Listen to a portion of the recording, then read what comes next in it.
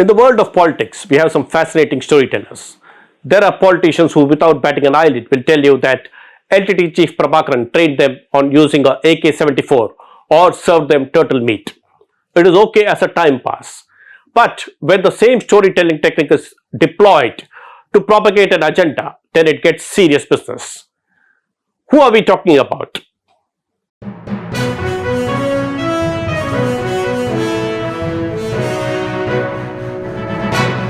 Vanakkam, this is D. Suresh Kumar and thank you for joining me in this episode of Focus Tamil Nadu, where we shall discuss about Seeman, the chief coordinator of Naam Tamilar Katchi, and the controversy surrounding him.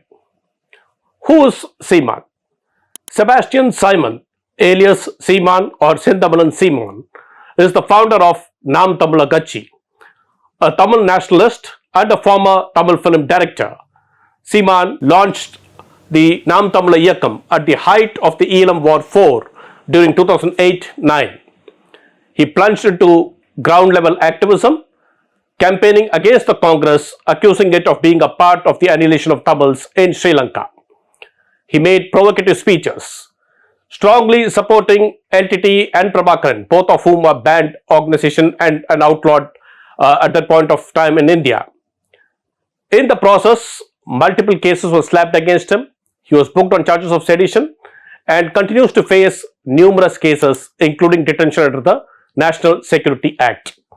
In 2011, he campaigned extensively for the AIADMK and followed it up with a campaign against the Congress in 2014 parliamentary elections as well.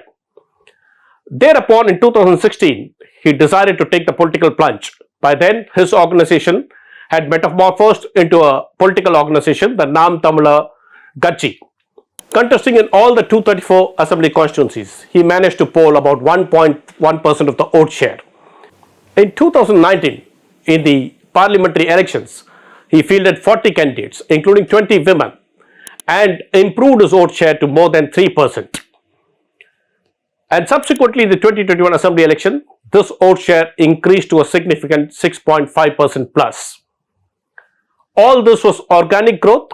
He managed to captivate youngsters of impressionable age, a considerable section of women, and his support base became increasingly concentrated in the rural areas. One of the unique features of his party was that 50% of the seats in any election were given to women. He fielded considerable number of Muslims and Christians. He would speak passionately about Tamil nationalism, oppose the theory of Dravidianism. In his view, Dravidian is a concept that was imposed by missionary Robert Caldwell, and instead it is Tamil race that stands out as a unique identity for him. The Naam Tamilar Katchi advocated organic farming and promised that it would make both farming and cattle rearing a government enterprise. All these things appealed to a section of the people, leading to an increase in the support base. What is the current controversy surrounding Seeman? Last week, Seeman described Christians and Muslims as children of Satan and not of God for having voted for the DMK Congress alliance. He believed that they were responsible for his lack of electoral success. In his view, the Prophet had said that both the corrupt and bribe takers had no place in Islam. While he did say that the Muslims had not taken bribes or were not corrupt, he felt that by supporting the Congress and the DMK, which he calls as corrupt parties, they have essentially become children of Satan. And the same theory holds good for the Christians as well. As this triggered a controversy and attracted backlash from different political parties, Seeman refused to apologize, countering if an apology would get them the votes of the Muslims and the Christian. He went one step further and said he would slipper anybody who would seek to portray the Christians and Muslims as minorities. And why did he say so? According to him, a person's religious identity cannot determine his minority or majority status. And for this, he illustrated as an example the case of music director A.R. Rahman, saying that he was born as Dilip and at that time he was a member of the majority community. And how come upon his conversion as Rahman, he becomes a minority.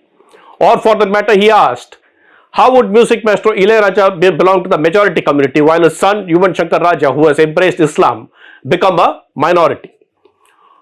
As this controversy rages, we need to look at past controversies involving Seeman as well. In the past, Seeman has described communities such as the Nayakar community as being outsiders and not being Tamil natives.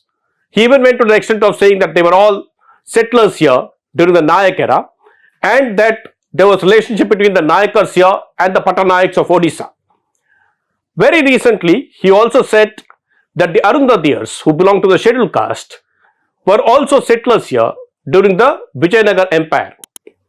Such statements have often made him very unpopular, but he continues to run his party mostly on the support that he gets on social media using platforms such as YouTube and Instagram.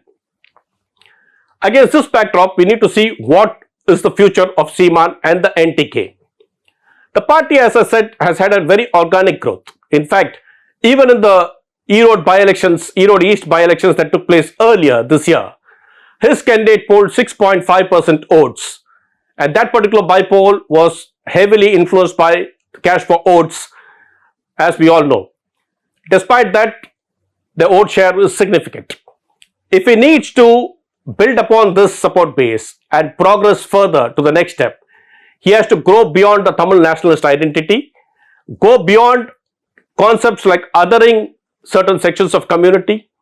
He cannot hope to remain in Tamil Nadu politics and win consistently or even record victories, even if it's marginal, by alienating sections such as the Muslims or Christians or calling the Urdu Muslims as non-Tamils.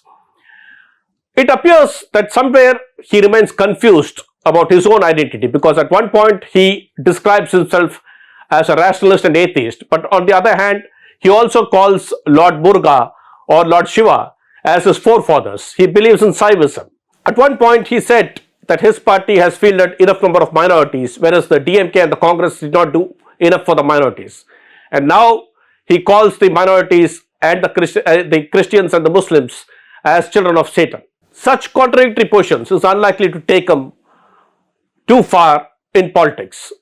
Therefore, he needs to decide whether he wants to be a popular leader or be a benevolent dictator as he claims to be, and take some right steps and look at progressive politics, just like he has been fielding enough number of women. Half of the seats go to the women.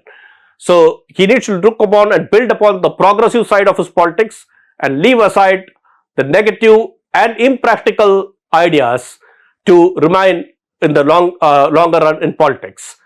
I shall meet you again in a different video. Until then, this is D. Suresh Kumar signing off.